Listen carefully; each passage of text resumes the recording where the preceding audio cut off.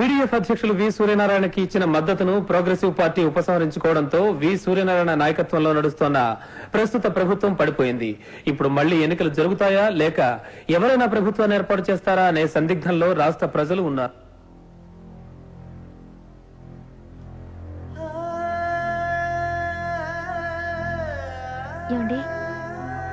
ఏంటలా ఉన్నారు? హంసను చంపేశారు. ఒక సిన్సియర్ పోలీస్ ఆఫీసర్ని చంపేశారు. భయం వేస్తుందండి. నన్ను చంపేస్తారనే? సావు గురించి భయపడితే యుద్ధ భూమిలో సైనికుడు ముందడుగు వేయలేడు. Correct politician అనిపించుకున్నావు. ఆ లేడీ ఎస్ఐని డ్రైవర్ని ఇద్దరిని చంపించడం అడ్డు తొలగించుకున్నావు. అబద్ధం.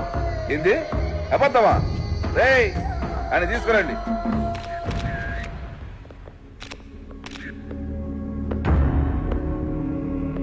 వీడెవడు?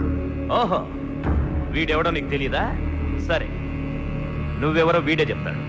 చెప్పరా. నా పేరు నారాయణ అండి. నేను చచ్చిపోయిన ఆ డ్రైవర్ నర్సింగ్ అన్నదమ్ములమండి. శ్రీరాములు గారిని నా తమ్ముడు చంపే ముందు ఆ విషయం నాతో చెప్పాడండి. అరే ఆయన మహానుభావుడ్రా, ఆయన్ని చంపడం ఏంట్రా అన్నానండి. చంపితే 10 లక్షలు ఇస్తానని ఈయన చెప్పాడటండి. అంతే, నా తమ్ముడు శ్రీరాములు గారిని చంపేశాడండి. ఇప్పుడు నేను సీఎంని, నీ తమ్ముడు పోలీసులకు దొరికిపోయాడు, వాడు ఇప్పుడు సాక్ష్యం చెప్తే నేను జైలుకి వెళ్తాను. అందుకని నువ్వు వెళ్ళి వాడిని చంపే, లేకపోతే పోలీసులతో ఎన్కౌంటర్ చేయిస్తానని నన్ను బెదిరిస్తున్నాడు సార్ ఈయన. ఆ భయంతోనే నా తోడ పుట్టిన వాడని కూడా చూడకుండా నా తమ్ముడిని, ఆ లేడీ ఎస్ఐని ట్రక్కుతో తొక్కించి చంపేశాను. వరే వరే వరే వరే, ఎన్ని నాటకాలు ఆడారో సూర్యనారాయణ. సారు సారు అని వెనకాల చేరి గొయ్యి తీసి నన్ను దాంట్లో పడేస్తే, గురువు గారు శ్రీరామ వెనకాల చేరి గొయ్యి తీసి ఆయన దాంట్లో మధ్య పెడితే. ఒళ్ళు దగ్గర పెట్టుకుని మాట్లాడు. నా భర్తను ఎవరు చంపారో, ఎలా చంపించారో నాకు బాగా తెలుసు. ఏందమ్మా నీకు తెలిసింది? రాజకీయాలు ఇష్టం లేదని నేను నమ్మించాడు. మీ ఆయన్ని చంపించి నీ ద్వారానే ఆ సీట్లో కూర్చునేలా చేసిండు, నీ ద్వారానే సీఎం అయ్యేలా చేసిండు. ఏంది నీకు తెలిసింది? అంతేకాదు, ఇతను అమలు చేసిన అన్ని పథకాల్లోనూ ఎన్నో కుంభకోణాలు జరిగినాయి. అవన్నీ నిరూపిస్తాను, ఇతని ఉరికమ్మ ఎక్కిస్తాను.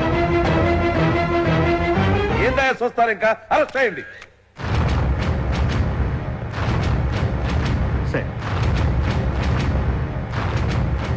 నేనేం చేశానో ప్రజలకు తెలుసు, నేనేం చెయ్యాలో నాకు తెలుసు, నేనేం చేయబోతున్నానో నీకు ఆ దేవుడికి కూడా తెలీదు. ఆ రోజు రాజకీయాలంటే ప్రజల సమస్యలు తెలుసుకోవటం, ఈ రోజు రాజకీయాలంటే ప్రజలకు సమస్యలు సృష్టించటం. భూమిని దోచుకునేవాడొకడు, ఉచితాలు ప్రకటించేవాడొకడు, సేవ చేస్తాను నమ్మించేవాడొకడు, రాష్ట్రాన్ని 2 ముక్కలు చేస్తానేవాడొకడు. ఈ దరిద్రంలో ఒకళ్ళ మీద ఒకళ్ళు బురద జల్లుకుంటూ, అడ్డమైన తిట్లు తిట్టుకుంటూ, పిచ్చి కుక్కల్లా కొట్టుకుంటూ, ప్రజల సంగతి ఆలోచించకుండా అధికారం కోసం ప్రాకులాటమే రాజకీయం అయిపోయింది. చెప్తా, రాజకీయానికి కొత్త నిర్వచనం చెప్తా, కొత్త నాయకుల్ని పుట్టిస్తా, నీలాంటి రాజకీయ శకుల్ని భూస్థాపితం చేస్తా.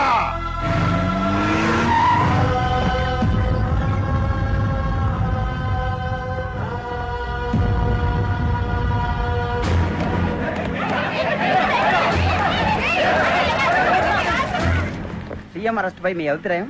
మంచివాడు సీఎం అయ్యాడు అనుకున్నాం. హక్కును చేర్చుకున్న శ్రీరాములయ్యనే అంతం చేశాడు. వాడికి ఉరి శిక్ష చేసినా తప్పులేదు. అతను ప్రకటించిన పథకాల్లో కుంభకోణాలు జరిగాయని మాజీ సీఎంఏ అన్నారు. ఆడపిల్లని కూడా చూడకుండా స్పెషల్ టీం అధికారిని అతి దారుణంగా చంపించాడు.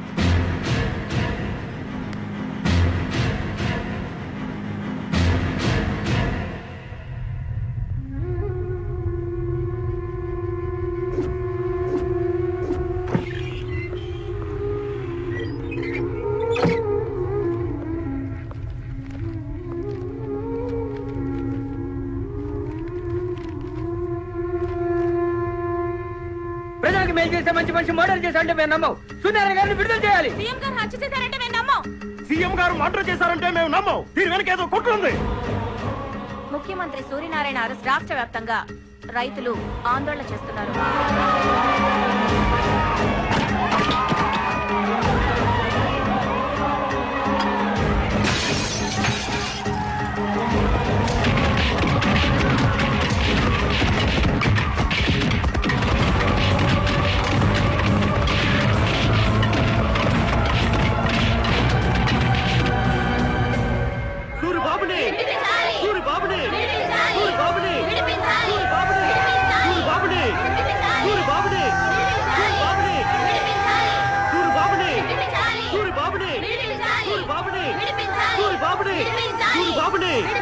సూరిబాబుని సూరిబాబుని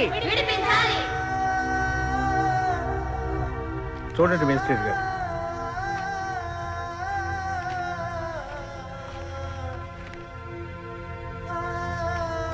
okay mister Rao, will consider your plea for the bail. ఇక ప్రస్తుతం చెంచల్గూడ జైల్లో రిమాండ్ లో ఉన్న మాజీ ముఖ్యమంత్రి వి సూర్యనారాయణ జైల్లోనే ప్రెస్ మీట్ ఏర్పాటు చేసి తమ భవిష్యత్ కార్యాచరణ గురించి చెప్పబోతున్నారు.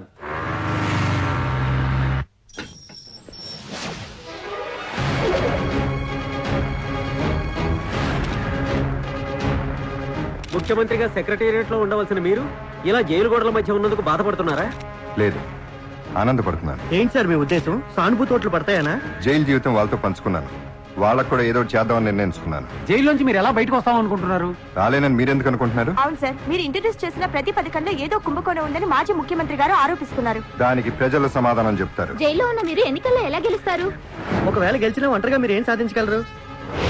పార్టీ పెట్టబోతున్నాను. పార్టీ లేకుండా ఇంతమంది ఎలా నిలబెడతారు సార్? ఆల్రెడీ భారతమ్మ గారు మా పార్టీ పేరు రిజిస్టర్ చేయడానికి ఢిల్లీ వెళ్ళారు. Party parent sir? మన దేశం. ఇప్పటికిప్పుడంటే మీకు కామన్ సింబల్ దొరకదు కదా సార్? మా పార్టీ గుర్తు నంది గుర్తు.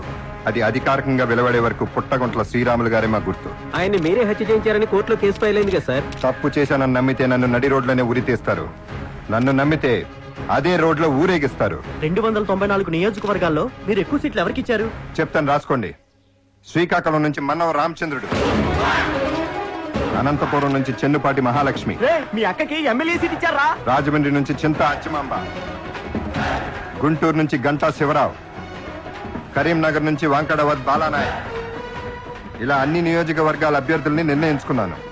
వెనుకబడ్డ తరగతి వాళ్ళు, చదువుకున్న ఉద్యోగం రాని యువకులు, ఆదర్శవంతమైన మహిళలు, ఇంకా బడుగు బలహీన వర్గాలు అందరూ ఉంటారు. నేను సీఎం పేషీలో ఉన్నప్పుడు కొన్ని వందల వేల ఉత్తరాలు చదివాను. వాళ్ళ జీవిత చరిత్ర తెలుసుకున్నాను. వీళ్ళందరూ ప్రజలకు సేవ చేసే సమర్థులను నిర్ణయించుకున్నాను. వీళ్ళనే నిలబెడతాను, గెలుస్తాను. ఓటర్లకు మీరు ఇచ్చే సందేశం ఏంటి సార్? ధర్మో రక్షతి రక్షితః. ఈ దేశంలో ధర్మం ఎప్పుడు ఓడిపోలేదు, ఇప్పుడు ఓడిపోదు. వస్తాను.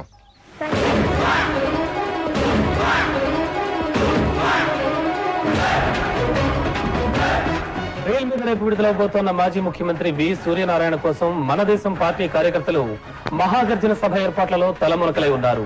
రేపు మహాగర్జన సభలో తన మేనిఫెస్టోని వి సూర్యనారాయణ ప్రజల ముందు ఉంచబోతున్నారని తెలిసింది. ఏంటి మహేంద్ర ఇంకా ఆలోచిస్తావు? వాడు మహాగర్జన సభకి వెళితే మన పార్టీకి డిపాజిట్లు కూడా రావు. నువ్వు ఏం చేస్తావో ఏందో నాకు తెలియదు.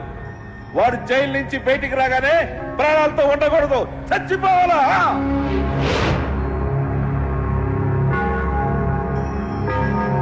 సూర్యనారాయణ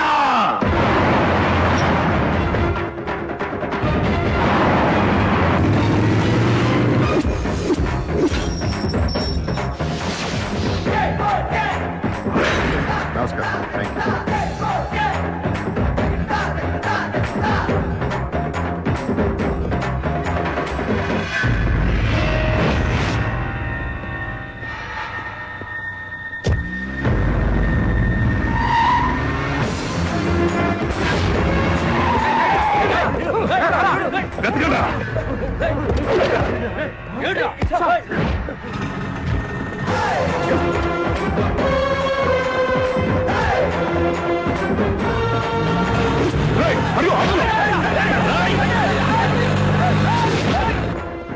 సార్ బయలుదేరారు, మీరు ఫాలో అవ్వండి.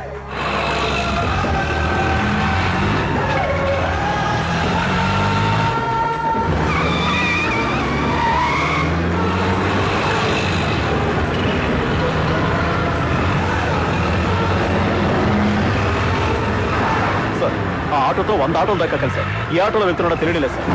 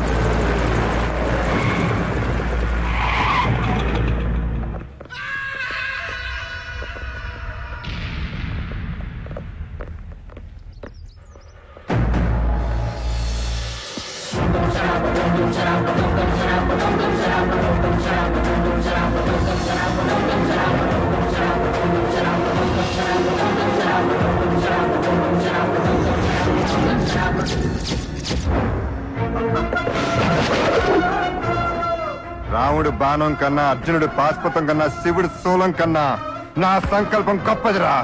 నన్ను ఎవడు ఆపలేడు. ఇప్పటిదాకా సాయం చేసిన మీ అందరికీ నా కృతజ్ఞతలు. మీరందరూ మహాగర్జున దగ్గరికి వెళ్ళండి. భారతదేశం మీద ఒట్టు, అవినీతిని ఎక్కడి నుంచే నరుక్కుంటా వస్తాను. నన్ను నమ్మండి. వెళ్ళండి.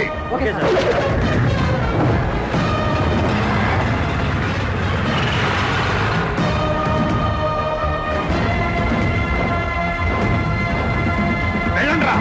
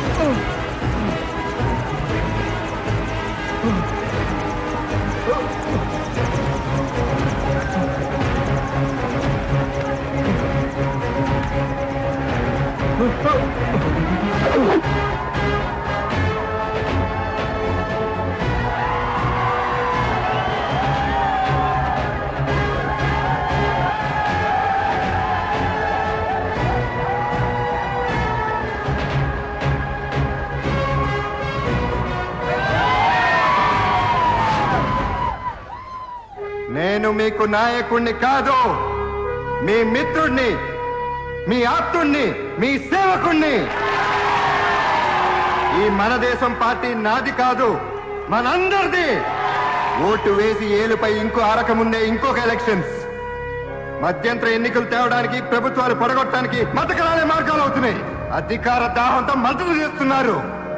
నాపై పగ తీర్చుకోవడానికి నిందలు వేసి జైలుకి పంపించారు. సంపాదన కూడా చూశారు. కొత్త రాజకీయానికి పునాది వేసే ఈ వేదికని వాడు తాకకూడదని అక్కడే నిలబెట్టాను. నేను ఒక మామూలు రైతు బిడ్డని. నాది చాలా చిన్న జీవితం అనుకున్నాను. రాజకీయాలు పెద్ద విషయాలు, పెద్దవాళ్ళు చూసుకుంటారు, మనకెందుకులే అనుకున్నాను. కానీ ఆ పెద్దవాళ్ళు మనలాంటి చిన్నవాళ్ల జీవితాలు అనగ తొక్కుతుంటే చూడలేక నా జీవితంతో మీ అందరి జీవితాలు బాగు చేద్దాం అనుకున్నాను. ఈ రోజు రాజకీయాల సేవక మార్గం కాదు, వ్యాపారం చేసుకునే మార్కెట్ అయిపోయింది. అందుకే రౌడీలు, గుండాలు, కాంట్రాక్టర్లు అందరూ రాజకీయాల్లోకి వస్తున్నారు. వాళ్ళు గెలవడానికి కారణం ఎవరో? మీరు కాదా? తప్పు మీది కాదా? ఒక్కరోజు నోటు మత్తులో, మాట మత్తులో, సారా మత్తులో మీరు వాళ్ళకు ఓటేస్తున్నారు. ఆ రక్తం తాగి రాక్షస నాయాళ్ళు 5 ఏళ్లు రాజభోగం అనుభవిస్తున్నారు. మీరు వాళ్ళ కింద బానిసలుగా వస్తున్నారు. వానాకాలంలో వరద బాధితులున్నారు, ఎండాకాలంలో అగ్ని బాధితులున్నారు, శీతాకాలంలో కరువు బాధితులున్నారు. కానీ అన్ని కాలాల్లో రాజకీయ బాధితులున్నారు. కన్నబిడ్డ తప్పు చేస్తే తల్లిదండ్రులు మందలిస్తారు. ఇండియా క్రికెట్ టీం సరిగ్గా ఆడపోతే వాళ్ళ ఇళ్ల మీద రాళ్లేస్తారు. అదే మన నియోజకవర్గం ఎమ్మెల్యే తప్పు చేస్తే ఎందుకు నిలదీయరు, ఎందుకు మందలించరు? ఇక నుంచి మీరు గవర్నమెంట్, నేను సర్వెంట్. మీకు ఏం కావాలో నన్ను అడగండి, నేను మీకేం చేయాలో చెప్పండి. మాకు వైద్యం కావాలి. గవర్నమెంట్ హాస్పిటల్స్కి వెళ్తే అక్కడ డాక్టర్స్ ఉండరు. ప్రైవేట్ హాస్పిటల్స్కి వెళ్దామంటే అక్కడ ఖర్చులు పెంచే స్తోమత మాకు లేదు. దీనికి పరిష్కారం చెప్పండి సార్. ఇక నుంచి గవర్నమెంట్ హాస్పిటల్, ప్రైవేట్ హాస్పిటల్ అనేది లేదు. గుర్తింపు కార్డు ఉన్న ఏ ఒక్కడైనా సరే ఏ హాస్పిటల్ కైనా వెళ్ళి చికిత్స చేయించుకోవచ్చు. దానికి సంబంధించిన ఖర్చు గవర్నమెంట్ భరాయిస్తుందని జియో పాస్ చేయిస్తాను. స్వతంత్రం వచ్చి 60 సంవత్సరాలైనా పేదల కనీస అవసరాలు కూడు గుడ్డ నీరు ఇప్పటికీ అందలేదు. 13 అసెంబ్లీ ఎన్నికల్లో ప్రతి మేనిఫెస్టోలోనూ దీని గురించి చెప్పారు, కానీ అమలుపరచలేదు. మరి మీరేం చేస్తారు? దీనికోసం ప్రత్యేక ప్రణాళిక తయారు చేసి పేదలకి కూడు గూడు గుడ్డ నీరు అన్ని అందిస్తా. ఇంకా ఎవడి మేనిఫెస్టోలోనూ ఈ అంశమే లేకుండా చేస్తా. ఏం సార్ అచ్చేస్తాం ఇచ్చేస్తామని అందరిలో మీరు చెప్తున్నారు, ఎలా చేస్తారో చెప్పండి. సీఎం పేషీలో పనిచేసిన నాకు స్విస్ బ్యాంక్ అకౌంట్ నుంచి ఇక్కడ గల్లీ గల్లీ వరకు ప్రతి పల్లెలో ఎవడు ఎక్కడ ఏం రాశాడో నాకు తెలుసు. మొత్తం మొత్తం మొత్తం బయటికి తీస్తా. పిల్లల్ని స్కూల్లో చేర్పించడానికి తల్లిదండ్రులకు మినిమం డిగ్రీ క్వాలిఫికేషన్ కావాలంటారు. మరి రాజకీయాల్లోకి రావడానికి క్వాలిఫికేషన్ అవసరం లేదా సార్? ఎస్, కావాలి. అందుకే మీ పిల్లలు చదువుకోవాలంటే పేదల సమస్యలు తెలిసిన పేదవాడు అసెంబ్లీకి రావాలి. అవినీతి అనేది ఉండకూడదంటే లంచగుండితనం అనే జబ్బు లేని వాడు అసెంబ్లీకి రావాలి. మధ్య తరగతి వారి బాధలు తెలియాలంటే మధ్య తరగతి వారు అసెంబ్లీకి రావాలి. అందుకే ఈ సమస్యలు తెలిసిన వాళ్ళు నా పార్టీ అభ్యర్థులుగా 175 మందిని నిలబెడుతున్నాను. నేను ప్రకటించిన వాళ్ళు వేదిక మీదకి రావాల్సిందిగా కోరుకుంటున్నాను.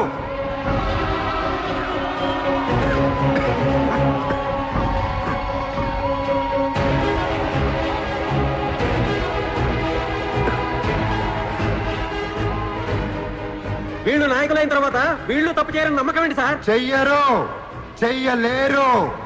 ఎందుకంటే నేను సీఎం గా ఉన్నప్పుడు రాష్ట్రపతికి రాజ్యాంగ సవరణ కోసం పిటిషన్ పెడితే 92 సార్లు మార్చిన రాజ్యాంగం 93వ మార్చి నేను జైల్లో ఉన్నప్పుడు ఆమోదం పొందింది. అది ఓటు వేసి నాయకుడిని గెలిపించిన ప్రజలే. రేపా నాయకుడు తప్పు చేస్తే దింపేసే హక్కు, అది ఓటు వేసే ప్రతి ఒక్కడికి ఆ హక్కు ఉంటుంది. అదే రీకాల్.